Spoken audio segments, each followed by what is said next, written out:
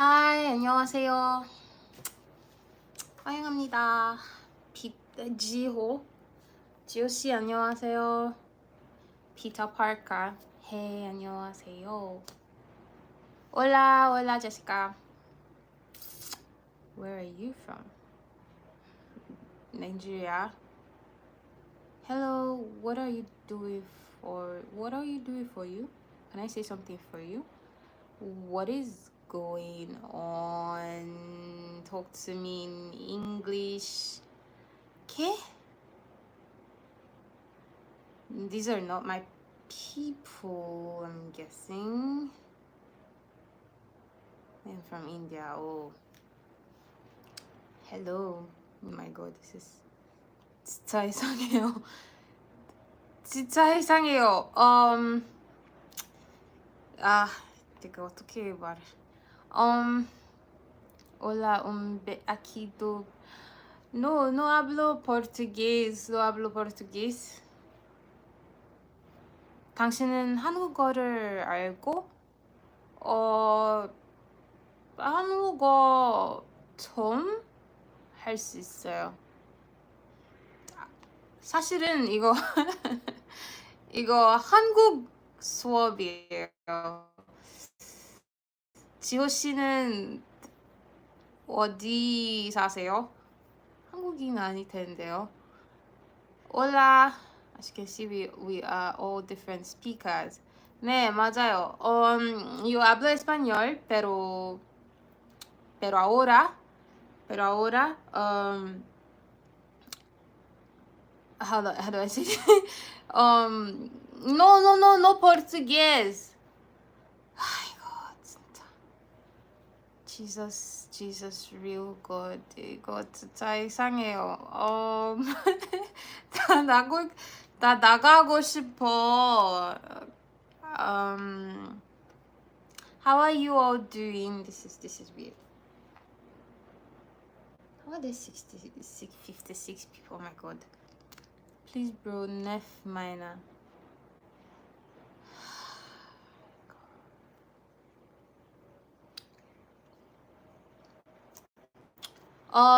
Is there anyone who's here for the advertised Korean class?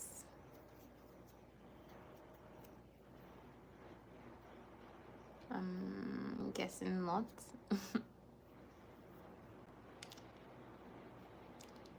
I'm just gonna wait. Today what I wanted us to look at is to understand spoken Korean, how to understand spoken Korean, because what most people, at least most language beginners, language learners don't know is that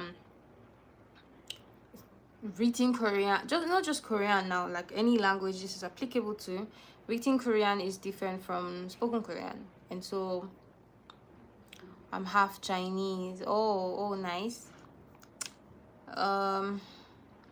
So I wanted to do a little bit of speaking practice, so everyone could listen. I'm guessing some people are not here yet, so I'm just gonna go right ahead. Okay, nice.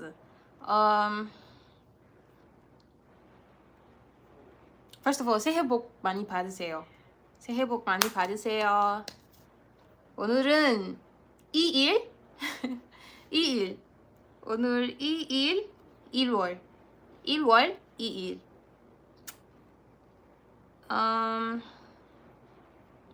So first of all, I want to hammer on the fact that, like I said, spoken Korean. So what I'm going to be doing mostly is just to help people to understand spoken Korean. So I'm just going to go right ahead to the topic. And first of all, I have to introduce the first thing, which is to thinking in Korean. 잠시만요.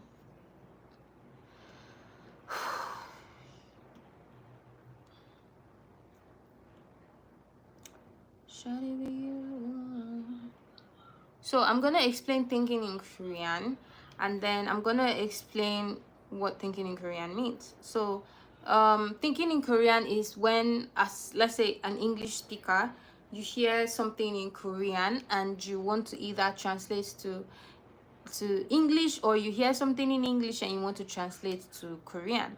So if you're not a beginner, then by now you should know that Korean sentence structures are a bit different from English sentence structure.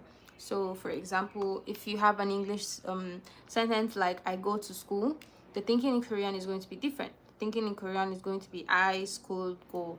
And this is obviously because of the sentence structure in both of these languages. English is SVO, subject, object, and verb, while Korean is SOV, subject, object, and verb. So in Korean, the verb always comes last. Now, once you have that at the back of your mind, it's easier to progress from there. So I go to school. To go is the verb here. So it makes sense that I go to school in English becomes I school go in Korean. So now that is basically how you translate it. I eat bananas every day.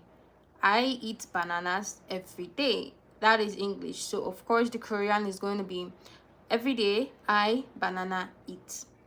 Every day I banana eat. So think of any English sentence now. For example, I am crying at home. Crying is the verb to cry. So I am crying at home in English is gonna be I at home crying. Okay, so the verb always gotta go to the last. So that is thinking in Korean. So like I like to tell my students, whatever sentence, like if I tell you, okay, make this sentence in Korean, and I tell you the sentence in English, the easiest way to start translating it is to first do the thinking in Korean. So thinking in Korean now is basically to just take a sentence, and translate it using the thinking in Korean.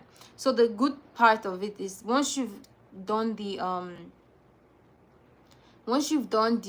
thinking in Korean, then you just translate it word for word, and I'm gonna do that in a minute. So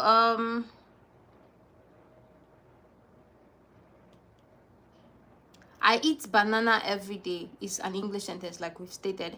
So the thinking in Korean is what? Every day I banana eat. So that every day I banana eat, you can just pick the words one by one and translate it, and you have your sentence. Pick the word for every day in Korean, put it there. Pick the word for I, the subject, put it there. Pick the word for banana, the object, and the verb to eat, you of course conjugate it to present tense, and there you have your sentence. You've translated that sentence. Now, one thing I also say, one thing that is proven is that in the Korean language, you don't necessarily have to put a subject. You don't necessarily have to put a subject in your sentence. Even objects don't have to be in Korean sentence. But if you have an object in your sentence, you don't have to put a subject there. What I mean is subjects like 저는, 나는. It's very rare, or in some cases, where you put that there. So in most sentences, you just go right ahead into making your sentences without putting 저는, this, or 나는, that. The word for everyday is 매일. The word for banana is banana. And to eat, present tense conjugation of 먹다 verb is 먹어요. So if you have the word 매일 for every day, and you have the word for banana, and you have the present tense conjugation of the 먹다 verb to eat, then you can make that sentence I eat banana every day by following the thinking in Korean, 매일 바나나를 먹어요. And that is how to conjugate that sentence using the thinking in Korean. So it could be any long sentences as well. I have another sentence here. My mom scolded me yesterday because I didn't cook. My mom scolded me yesterday because I didn't cook. Now, this is a two-in-one sentence. The first part of the sentence, my mom scolded me yesterday. The other part is because I didn't cook. Now,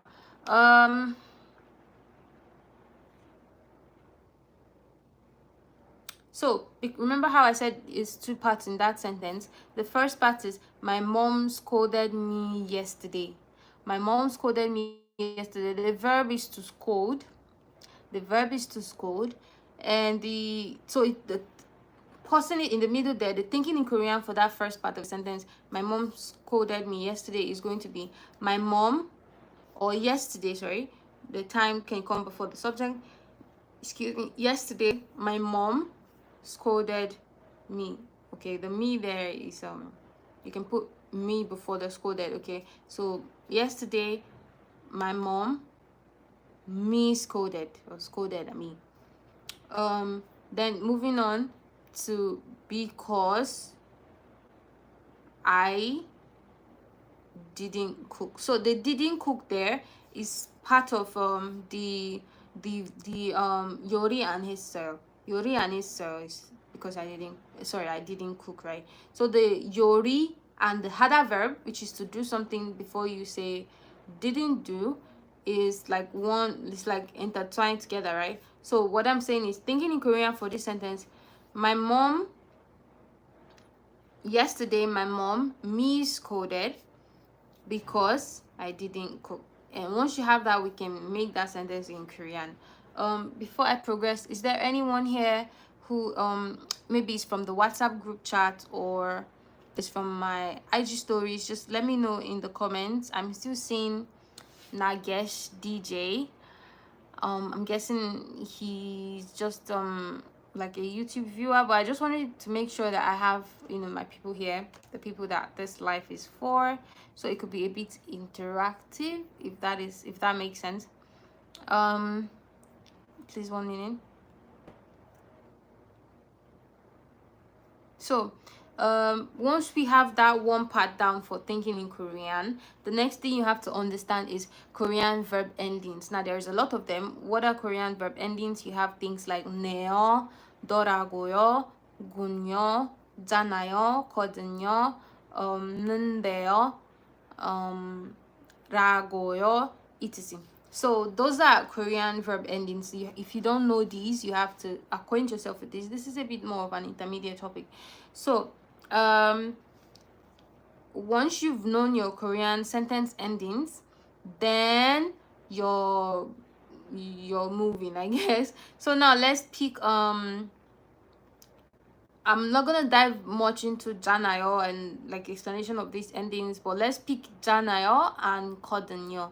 So whenever your sentence or whenever you're hearing someone speaking in Korean and it ends with 잖아요 or 거든요, so the first one 잖아요 means when the listener knows the information being given. So if I say something 잖아요 or for Panmar, I'm saying, oh, this thing I'm saying, you know it, or at least you should know it. The other one 거든요, when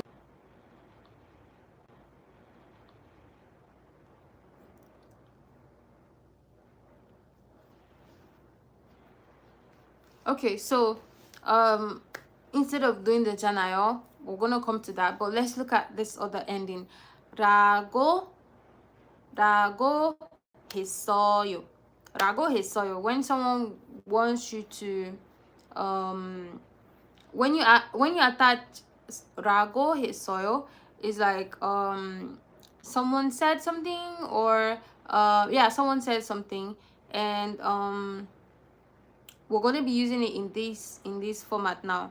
우리 딸이 가방을 사달라고 했어요. So 사달라고 했어요 is like someone not just said something, like someone like 부탁 가방을 사달라고 했어요.